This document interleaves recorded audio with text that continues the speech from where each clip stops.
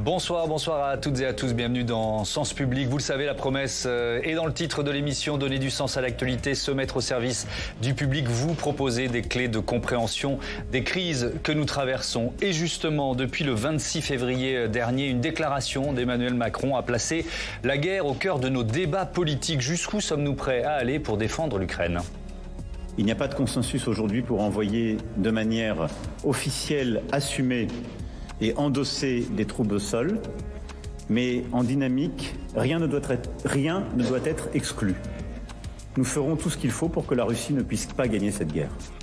Emmanuel Macron qui recevait aujourd'hui les chefs des partis d'opposition, tous vent debout contre ce président va-t-en-guerre. Pourquoi le chef de l'État prône-t-il ce qu'il appelle un sursaut stratégique? Est-ce seulement à des fins politiciennes pour lancer la campagne des Européennes? On en débat dans une minute. Et puis dans la seconde partie de notre émission, justement pour vous informer des grands enjeux de ces élections européennes, on se demandera ce que fait l'Europe en matière d'immigration. Le Rassemblement national veut faire de ce scrutin un référendum contre la submersion migratoire. Mais la réalité, c'est que même des pays comme l'Italie ou la Hongrie ouvrent leurs portes pour soutenir leur économie en mal de main-d'œuvre. Ne ratez pas notre reportage au pays de Viktor Orban et l'analyse de nos invités. Ce sera dans 3 quarts d'heure. Mais d'abord, direction l'Elysée pour une réunion, une table ronde sans téléphone portable dans les poches et avec au programme un seul thème, l'Ukraine. Yann Effelé. Tous les chefs de parti ont répondu présent. À la sortie de leur rendez-vous à l'Elysée, un point d'accord général, le soutien de la France à l'Ukraine. Mais le consensus s'arrête là. Écoutez, moi je suis arrivé inquiet et je suis ressorti plus inquiet encore. Emmanuel Macron a affirmé qu'il n'y avait aucune limite, aucune ligne rouge dans le soutien à l'Ukraine. Je pense qu'il doit y avoir des limites quand l'un des principaux belligérants de ce conflit est une puissance nucléaire. Alors j'entends que maintenant Emmanuel Macron n'a pas de limite non plus. Je ne sais pas si c'est de nature à me rassurer, en vrai, très sincèrement, parce qu'à ce petit jeu de l'escalade entre des pays qui ont l'arme nucléaire, ça peut aller très loin. La discussion a duré 2 heures, des échanges directs, sans collaborateurs ni téléphone. Certains ont apporté leur soutien à la démarche présidentielle. C'est le cas de l'UDI. À partir du moment où on met une limite à l'action qu'on s'impose, évidemment personne ne souhaite la guerre, personne ne souhaite un conflit qui s'élargisse, mais pour autant, il faut faire en sorte que la Russie ne gagne pas. D'autres dans l'opposition reprochent au président de se servir du conflit en Ukraine à l'approche du scrutin des européennes. J'ai rappelé aussi qu'il y avait derrière cette réunion le soupçon d'une instrumentalisation aux fins de campagne électorale pour les élections européennes et que tout cela, naturellement, si c'était le cas, nous paraissait absolument inacceptable. Emmanuel Macron entend mettre au jour les ambiguïtés de certains partis vis-à-vis de la Russie. Un débat et un vote au Parlement est programmé la semaine prochaine. Emmanuel Macron va-t-en-guerre et isolé, c'est le thème de notre débat avec Emmanuel Dupuis. Bonsoir. Bienvenue, vous êtes président de l'Institut Prospective et Sécurité en Europe, enseignant géopolitique. Sylvie Berman, bonsoir. Bonsoir. Bienvenue, ancienne ambassadrice de France en Chine et en Russie, auteur de Madame l'ambassadeur, paru aux éditions Talendier. Patrick Martin-Genier, bonsoir. Bonsoir. Bienvenue, vous êtes professeur à Sciences Po, spécialiste des questions européennes. Et je cite votre livre L'Europe a-t-elle un avenir aux éditions Studirama. Émilie Zapalski, bonsoir Émilie, bonsoir, éditorialiste politique. Bienvenue à vous aussi. L'engagement de la France dans cette guerre, c'est désormais au cœur du débat politique. Ce que je disais dans les titres, Emmanuel Dupuis. Vous y voyez quoi? Un progrès, un écran de fumée? Comment vous l'analysez? Déjà, il y a un peu de paradoxe, puisque votre reportage a montré qu'un certain nombre de responsables politiques étaient prêts à soutenir le président s'il y avait des limites. Or, le président lui-même a dit qu'il avait un engagement sans limite. Donc, ça pose la question de savoir qui a raison. Donc, en tout cas, je ne me permettrai pas de critiquer ou de positionner, de décrire la manière dont les différents responsables politiques se sont exprimés. La question, c'est est-ce qu'on parle vraiment de la même chose? Je crois que le président Emmanuel Macron, le 26 février, a été assez clair en mettant en avant la notion de l'ambiguïté stratégique, comme son nom l'indique, en étant ambigu, en disant qu'il y avait la possibilité, le cas échéant, pour l'instant, les conditions ne sont pas réunies, aucun des présents ce jour-là, certains au niveau de chef d'État et de gouvernement, d'autres au niveau de ministre des Affaires étrangères, ne valident l'idée qu'il faille envoyer des troupes, tel un corps expéditionnaire, ou une opération extérieure. Il faudrait que le Parlement puisse l'autoriser, même si le vote qui aura lieu mardi à l'Assemblée et mercredi au Sénat, l'article 50 alinéa 1, est non contraignant. Il y aura quand même un vote. Le président devra tenir compte du fait que les oppositions... ça permettra aussi de compter ça permettra de déterminer quelle est la position française par rapport à une question qui est clairement posée. Alors le problème, c'est qu'elle n'est pas clairement posée, cette question. Puisque, si on va rentrer dans le fond du sujet, il ne s'agit pas de dire si oui ou non on doit soutenir l'Ukraine. La quasi-totalité des Français continue à penser... Et jusqu'où, qu'est-ce qu'on est prêt à faire? En fait, le vote, c'est sur l'accord de sécurité, les garanties de sécurité sur l'Ukraine. Ce n'est pas une question de savoir si oui ou non on devait envoyer des troupes. Cette question est venue... se superposer par rapport à une ambiguïté que le président lui-même avait lâchée à 23h, sans concertation, avec ses principaux alliés. Alors ça, on y reviendra évidemment, les conséquences internationales, c'est un élément important, mais on en parlera un peu plus tard. Comment, Sylvie Bermann, comment cette ambiguïté stratégique ou ce sursaut stratégique, appelons ça comme on veut, peut être perçu par... Alors il y a les destinataires de politique intérieure, évidemment, on l'a vu dans le sujet, on en reparlera tout à l'heure, mais peut-être par le principal destinataire, Vladimir Poutine. Comment peut-il percevoir cette prise de parole d'Emmanuel Macron? Alors, il a déjà réagi en accusant la France et en disant que plus ou moins qu'elle en subirait les conséquences. Même chose en ce qui concerne Medvedev. Ce n'est pas étonnant parce que le ton d'Emmanuel Macron a changé, je ne vais pas dire en 24 heures, mais c'est quand même... Bon, lui qui avait maintenu ce dialogue avec Poutine pendant très longtemps, bon, ça c'était abandonné, bon, compte tenu des exactions commises par Poutine en Ukraine, mais c'est encore lui qui, en fournissant des armes, avait mis une condition en inventant, en créant un néologisme, que ce ne soit pas escalatoire. Or là, il y a une forme d'escalade, en tout cas d'escalade verbale. Donc, bien sûr, on est une puissance dotée, ça nous donne une certaine force en Europe, mais bon, après, la question qui se pose, c'est évidemment la réaction des partenaires. C'est-à-dire que si on apparaît isolé, ça ne nous renforce pas. S'il arrive à convaincre les autres partenaires, ça veut dire que l'Europe pourra compter dans la solution, sachant que les Américains sont en train de se désengager. Patrick Martin-Genier, quand même un mot des alliés européens de la France. Le moins qu'on puisse dire, c'est qu'Emmanuel Macron les a surpris. Oui, il les a surpris, d'abord en n'excluant pas l'envoi de troupes en Ukraine. Tout cela, comme l'a dit Emmanuel Dupuis, n'avait pas été concerté avec les chefs d'État et de gouvernement. Il s'agissait d'une réunion à l'Élysée pour apporter toute l'aide financière, logistique et militaire à l'Ukraine. Et le fait qu'il dise ça a provoqué une sorte d'embarras. Et d'ailleurs, lisant dans la presse allemande le lendemain, j'ai lu que le chancelier Scholz était parti le premier de l'Élysée, ne souhaitant pas assister à cette conférence de presse le soir même de cette conférence. Donc c'est vrai que cela a surpris, premièrement, cela a surpris dans toute l'Europe, cela a surpris aux États-Unis, et même le président Zelensky a dit le lendemain que l'envoi de troupes françaises n'était pas nécessairement ce qu'il attendait de la France et des partenaires européens, mais avant tout l'envoi de missiles, l'envoi d'avions, l'envoi de munitions. Et c'est cela qu'attend aujourd'hui l'Ukraine. Donc voilà quelle est aujourd'hui la position de l'Europe, même si certains essayent de ménager la France, car naturellement, c'est un des plus grands pays de l'Union européenne. Une réaction aujourd'hui, celle du porte-parole du Kremlin, Dimitri Peskov, qui dit, enfin moi ce qui me semble, on va la voir s'afficher cette citation, ce qui me semble le plus important, c'est la fin. Emmanuel Macron continue d'augmenter le niveau d'implication directe de la France. Emmanuel Dupuis, on est quoi dans des réactions un peu classiques ou dans justement cette escalatoire, pour reprendre le néologisme dont on parlait à l'instant? En fait, depuis 2 ans, on est dans l'escalade permanente, puisqu'on a repoussé les lignes rouges. Tout était lignes rouges au début, et désormais les lignes rouges sont quand même de moins en moins tenues. La prochaine étape, ce sera sans doute l'envoi d'avions. Peut-être est-ce que Emmanuel Macron prépare l'opinion publique à faire un geste qui ne serait pas l'envoi de troupes, mais l'envoi de matériel militaire qui jusqu'à présent était bloqué, en l'occurrence les Mirage 2000, F4, c'est-à-dire la génération la plus actualisée de ces avions de combat.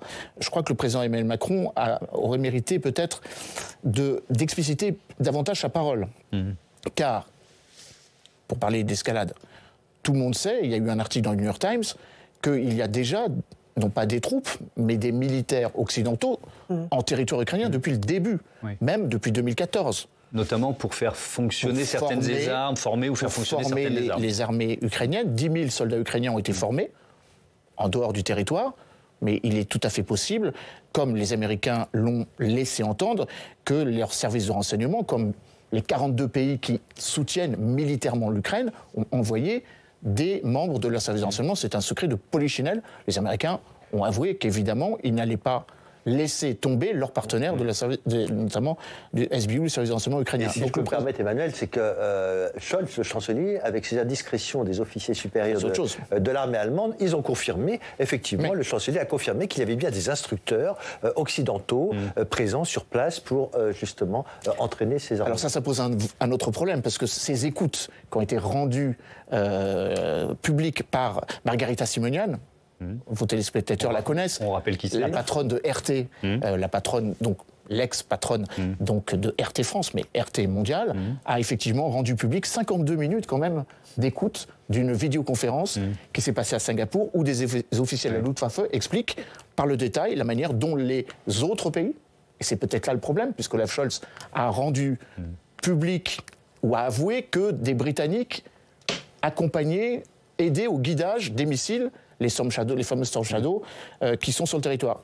Alors, on peut en déduire que si la France a livré des scalps, il est tout à fait possible que nous ayons fait de même. Mais évidemment, c'est une vraie césure entre partenaires européens. Le Scholz ne s'est pas fait que des amis ce jour-là. Vous parliez de ligne rouge. Je vous propose d'écouter l'une des personnalités politiques, l'un des chefs de parti reçus à l'Élysée aujourd'hui. C'est Fabien Roussel, le secrétaire national du Parti communiste français.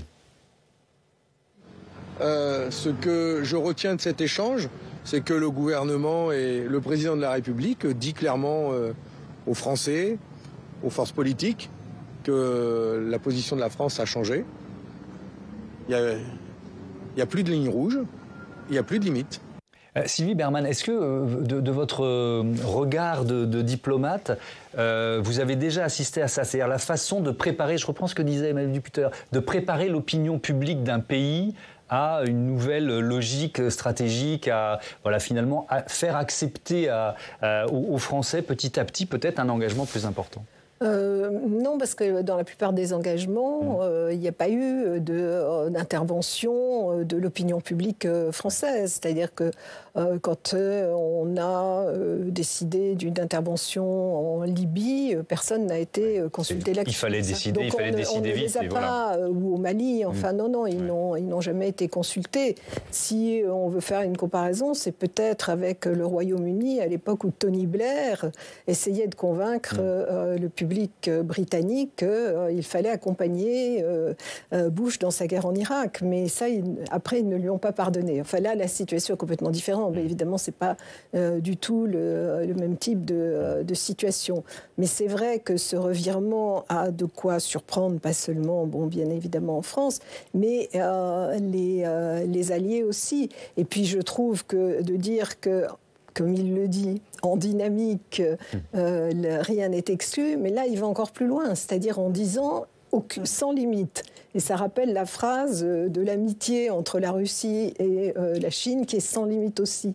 Et je trouve que c'est un terme qui est un peu dangereux. Si on dit qu'il n'y a pas de ligne rouge, on rétablit effectivement l'ambiguïté stratégique. Et c'est important parce que quelques jours avant la guerre, Joe Biden avait dit au contraire, l'Ukraine n'est pas dans l'OTAN. Et donc la réponse, c'est donc on n'interviendra pas. Donc là, effectivement, il y avait un manque d'ambiguïté stratégique.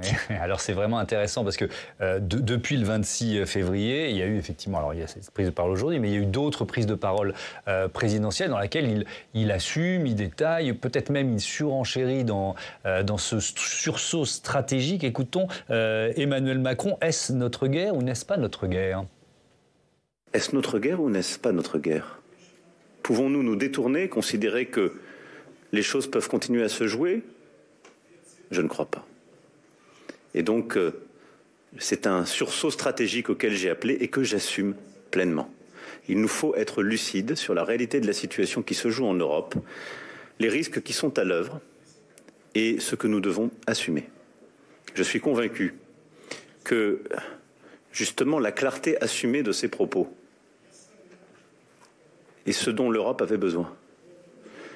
Déclaration qui date de mardi, quand Emmanuel Macron était en République tchèque. Émilie, on est dans le rôle de chef de guerre. Oui, et on sait qu'Emmanuel Macron, il aime beaucoup ses habits de chef de guerre, qui jusqu'à maintenant lui ont plutôt bien réussi. Si on revient un peu en arrière, chef de guerre contre le Covid, il avait dit, on est en guerre, avec ce rôle de protecteur de la population qu'il a assuré, chef de guerre réel avec cette fois-ci le conflit en Ukraine, aux portes de l'Europe. Une situation qui lui offre la plupart du temps le soutien de la population, l'effet drapeau qui fonctionne toujours au moment de guerre, situation qui lui a permis aussi à la présidentielle 2022 d'écourter un petit peu sa campagne électorale. Il était appelé à d'autres tâches bien plus honorifiques que de venir débattre avec les autres candidats. On s'en souvient, il a échappé à pas mal de débats. Et on a vu aussi les images de ses rencontres avec Zelensky ou bien de ses échanges téléphoniques dont vous parliez avec Poutine se multiplier jusqu'à des photos qui parfois frôlent un petit peu le ridicule, où on le voit quasiment en treillis comme Zelensky en train de téléphoner à l'Élysée. Mais avec cette déclaration guerrière, il est peut-être allé un peu trop loin. Quel objectif voyez-vous derrière cette déclaration? Alors il y a bien sûr l'idée de soutenir l'Ukraine jusqu'au bout pour ne pas laisser la Russie gagner la guerre, mais on ne peut pas s'empêcher de penser à une stratégie un petit peu plus politique liée aux élections européennes qui arrivent. On sait qu'elles sont assez mal engagées pour le camp présidentiel. On parle de 19% des voix contre 29% pour le Rassemblement national au niveau des sondages. Insister sur le sujet de l'Ukraine, ça permet à Emmanuel Macron d'engager un nouveau match contre son adversaire numéro 1, le parti à la flamme. Avec ce dossier, il renvoie Marine Le Pen à ses liens avec la Russie. Il ne faut pas oublier que la candidate RN, elle prévoyait dans son programme une alliance avec Moscou, c'était juste en 2022. Si vous aviez été élu en 2022, on serait en train de fournir des armes à la Russie pour écraser les Ukrainiens. C'est ce qu'a lancé Gabriel Attal à l'Assemblée nationale à la figure de Marine Le Pen juste après la déclaration d'Emmanuel Macron. Donc on est dans cette même lignée du match avec le RN. Une semaine plus tôt, c'est sur France Inter, Marc Fesneau, ministre de l'Agriculture, qui désigne le RN comme le parti de l'étranger, le parti de la Russie. Valérie Hayer, nouvelle tête de liste macroniste aux européennes, en remet une couche sur TF1. Elle dit que le RN n'est rien d'autre que la courroie de transmission du Kremlin. C'est un petit scénario qui est en train de s'installer, qui n'a pas échappé aux oreilles d'Éric Ciotti. C'est lui qui dit ça. Oui, c'est lui qui dit ça, je le cite. Petit scénario qui est en train de s'installer. Le patron des Républicains, pour lui, il ne voit pas dans ses propos ni une faute de communication, ni un dérapage, mais bien un acte prémédité. Je le cite à nouveau, une forme d'outrance liée au duel qu'Emmanuel Macron veut instaurer avec le Rassemblement national. On l'a entendu tout à l'heure parler d'instrumentalisation. Pardon, est-ce que, pour conclure, vous diriez que c'est à double tranchant? Oui, parce que si ça peut mettre à mal le Rassemblement national sur sa position pro-russe, et encore, cette idée va-t-en-guerre, comme l'a qualifié l'opposition, ne séduit pas du tout l'opinion publique française. C'est peu de le dire. 68% des Français désapprouvent la prise de position du président. 77% sont inquiets de la guerre en Ukraine. Il pourrait finalement être davantage séduit par la prudence affichée encore ce matin par le Rassemblement national qui demande à ce que la France mette des lignes rouges sur ce dossier que par cette approche guerrière d'un président qui est très isolé. Il y a un autre sondage qui est arrivé il y a quelques minutes en cette fin de jeudi après-midi au Doxa Backbone Consulting pour Le Figaro. La question posée, Emmanuel Macron a-t-il eu raison ou tort de réaffirmer ses propos? Donc on est bien sûr ce qu'on vous a fait réécouter tout à l'heure. 39% des Français disent qu'il a eu raison, 60% disent qu'il a eu tort. Je voudrais qu'on élargisse un peu le curseur, Patrick Martin-Genier.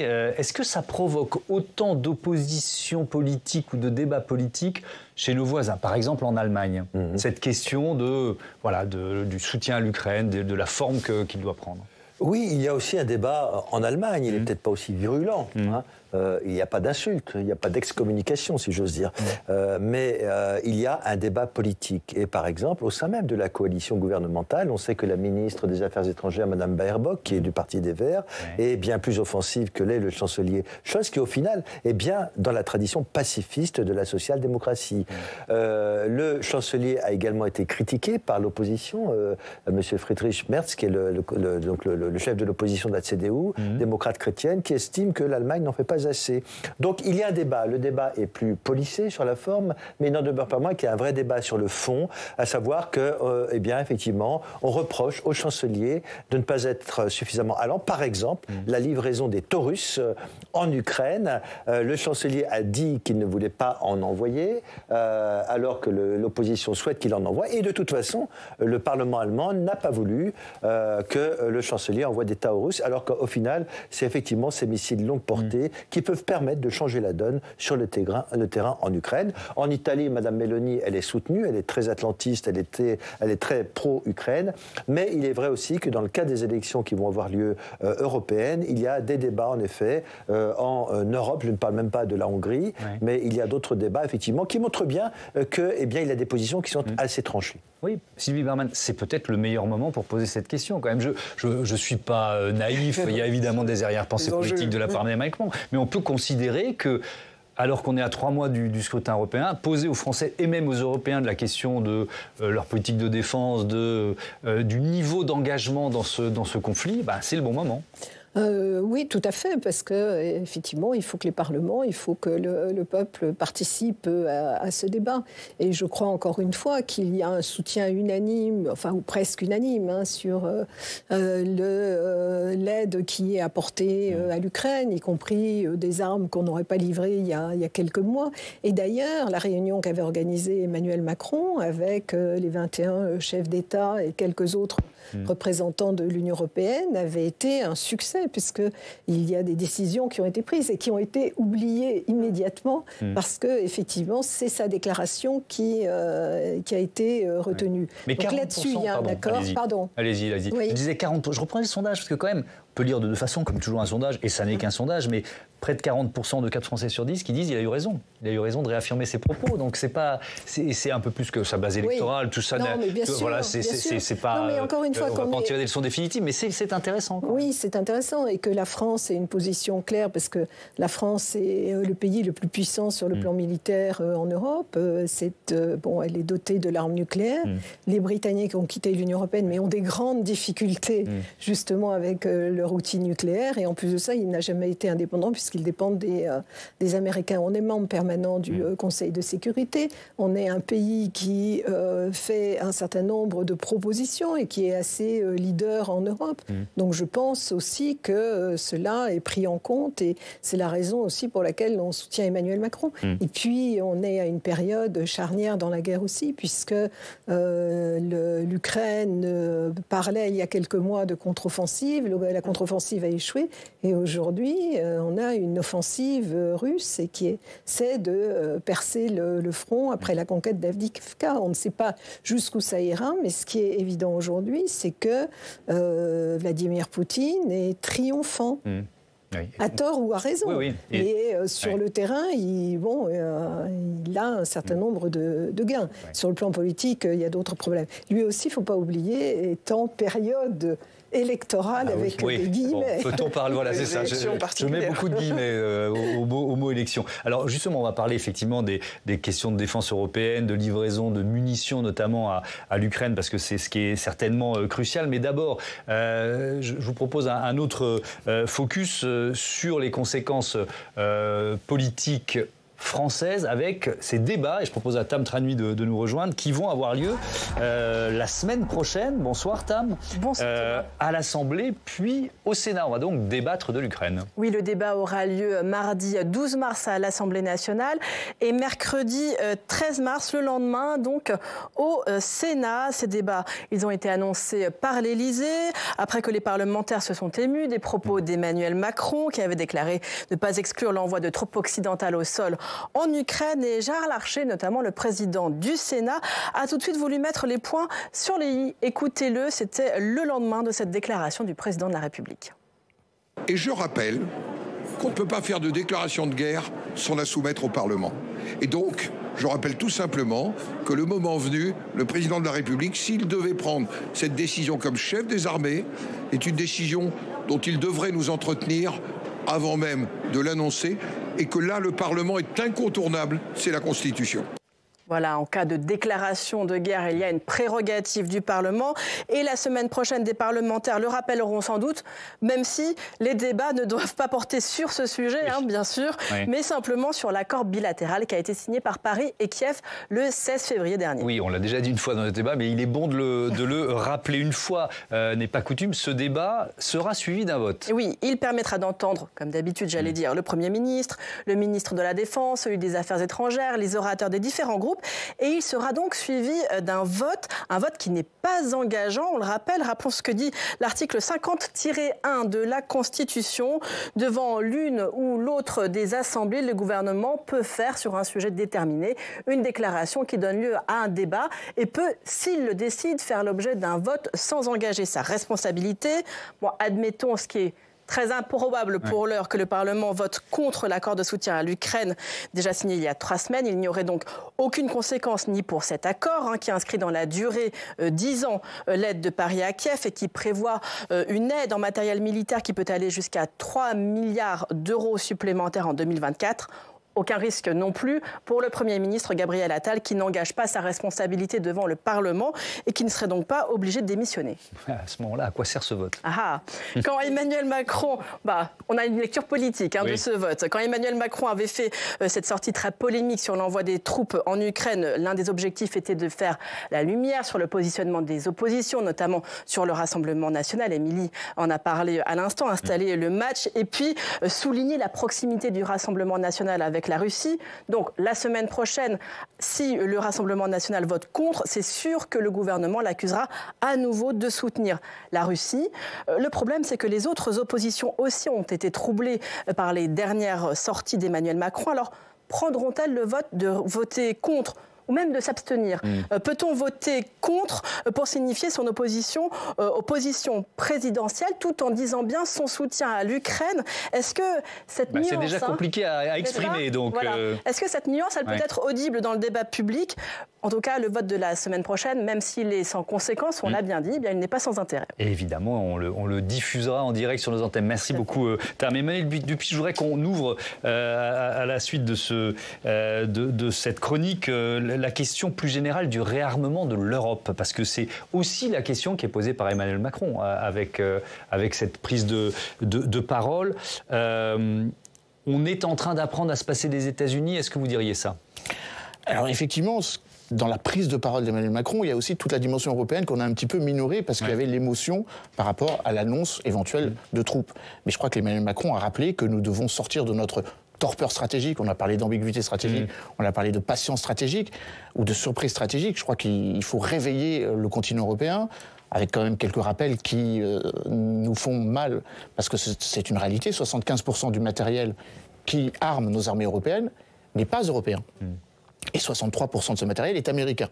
Donc d'une certaine manière, il faudra qu'on sorte de cette trop grande dépendance, un nouveau terme, l'autonomie stratégique, auquel le président Emmanuel Macron fait souvent référence. Et c'est d'autant plus important que quel que soit le locataire de la Maison-Blanche le 5 novembre au soir, Joe Biden... Quel que soit le locataire? Oui, Joe Biden ou le président Trump auront 2 raisons de se séparer de l'Europe, ou en tout cas de s'éloigner de l'Europe. L'un, parce qu'il voudra ferrailler davantage avec la Chine, et l'autre parce qu'il estime que l'OTAN ne lui est pas utile et qu'il voudra sans doute dialoguer plus ouvertement avec Vladimir Poutine, en tout cas le prétend-il dans ses différentes prises de parole, et bien évidemment parler de Donald Trump. Donc je crois que les Européens sont face à une obligation. L'Union européenne a eu les plus grandes difficultés à honorer sa promesse. Il y a de cela 6 mois, on avait promis 1 million d'obus à l'Ukraine. Or, hier et avant-hier à Prague, on a été obligé de tordre un peu le cou à l'idée qu'il faille acheter européen, puisqu'on va l'acheter sur les marchés mondiaux, 800 000 obus pour les donner en urgence à l'Ukraine, mais pas des obus européens, ou en tout cas des munitions donc, qui sont parfois produits, certes par des pays européens, la Bulgarie, mais qui ne sont pas forcément ce que l'on s'attendrait à avoir en termes de défense européenne. Cette promesse? On l'a fait un peu vu les rapidement. capacités industrielles de On l'a fait un peu rapidement parce qu'on s'est payé 2 mots. Ça fait ici, j'ai eu l'occasion d'en débattre ici et sur d'autres plateaux avec mes 2 collègues.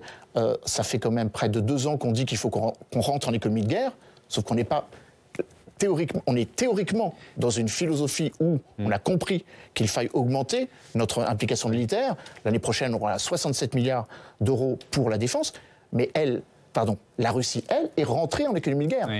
à l'augmentation du budget de la défense, c'est 70%. Mais qu'est-ce que ça voudrait dire, Patrick Martin-Genier, entrer en économie de guerre au niveau européen? Parce qu'en France, il y a une industrie militaire, mais elle n'existe pas dans beaucoup d'autres pays, quoi. Non, l'économie de guerre n'existe pratiquement nulle part aujourd'hui dans les pays occidentaux. Ça voudrait dire, pour les pays occidentaux qui sont en paix, ça voudrait dire faire travailler les chaînes de production jour et nuit.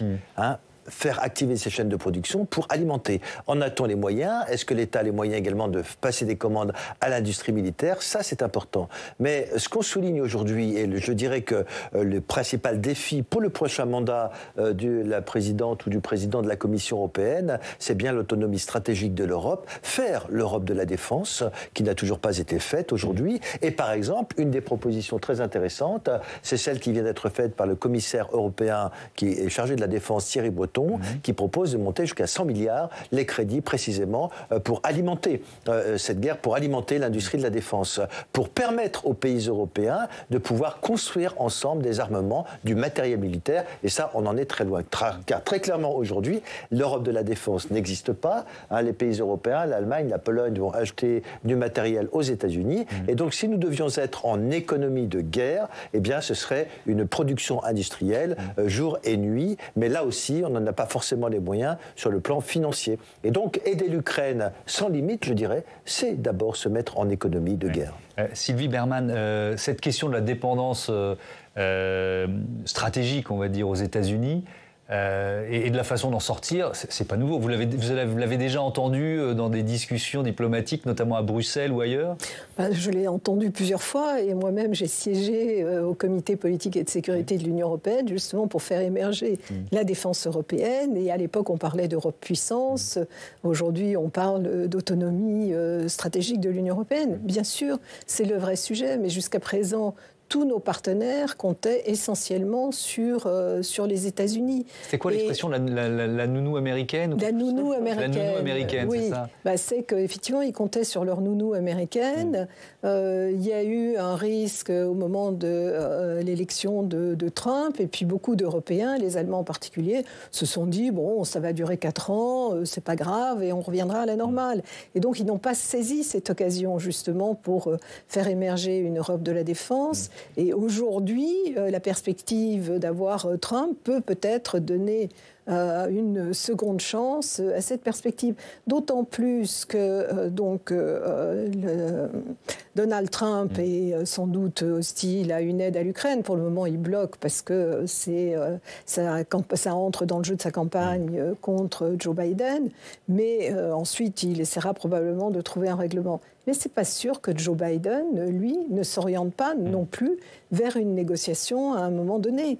Et donc, c'est une guerre qui est une guerre européenne aujourd'hui, et il faut en tirer les conclusions. Un mot rapide. Un complément par rapport à ce qu'a dit Sylvie Bermann, il faut toujours avoir à l'esprit que quand les Américains incitent à ce que nous fournissions des armes à l'Ukraine, eux en fournissent énormément, mais la différence, c'est que 60% de ce qu'ils fournissent revient aux industriels américains. Ah oui, c'est-à-dire que s'ils nous incitent à fournir des armes, c'est un retour sur investissement. Bien sûr. Quel que soit le président, j'ai écouté avec beaucoup d'attention ce que disait Sylvie, Donald Trump lui-même sait que les gouverneurs dans lesquels se trouvent les principales industries de défense américaines l'incitent à ne pas totalement fermer l'idée qu'il faille continuer à soutenir l'Ukraine. Mais on peut aussi appliquer cette logique au discours d'Emmanuel Macron.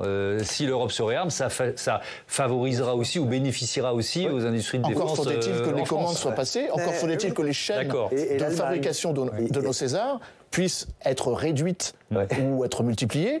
Actuellement, si j'ai bien écouté ce qu'a dit Sébastien Lecornu, pour l'instant, il faut 25 mois pour faire un canon César.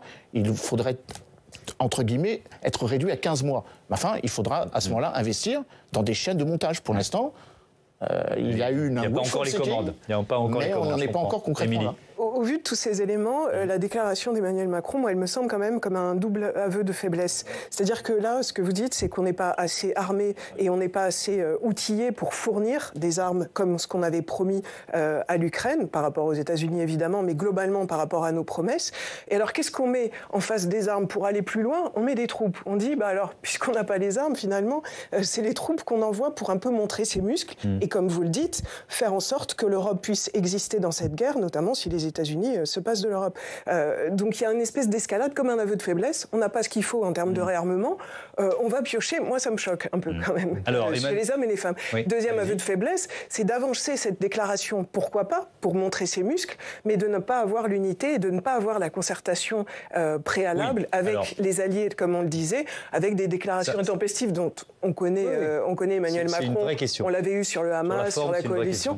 Et ça crée un double aveu de faiblesse. On y reviendra. Je voudrais revenir sur les questions d'ambiguïté stratégique, etc., avec des propos qui sont assez savoureux. Vous savez qu'Emmanuel Macron a également reçu ses deux prédécesseurs à l'Élysée, Nicolas Sarkozy et François Hollande.